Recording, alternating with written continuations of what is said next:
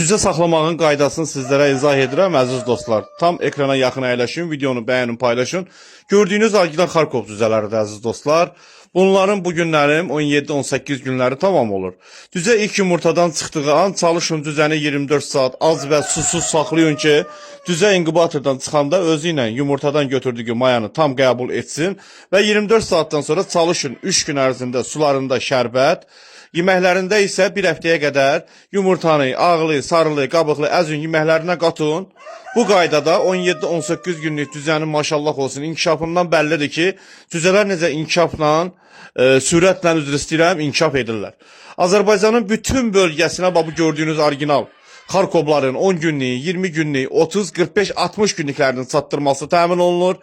Əlaqə nömrəsini videonun sonunda deyəcəm. Bu vitaminlərdən də istifadə etməyi unutmayın. 60 günə qədər məsləhət ki, bu vitaminlərdən istifadə edəsiniz.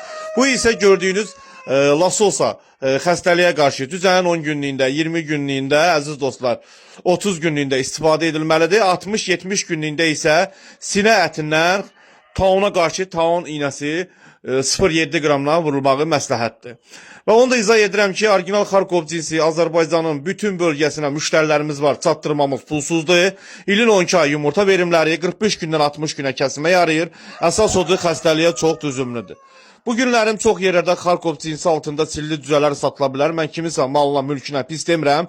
Amma bir balaca reallıq yaxşı bir işdir ki, insanlar da bilsinlər nə alırlar, gələcəkdə aldanmasınlar. Zərər çəkmişlərdən çoxları bizə zəng vururlar, çilli cüzələr alırlar, gələcəkdə keyfiyyəti görməyəndə onlar üçün gec olur.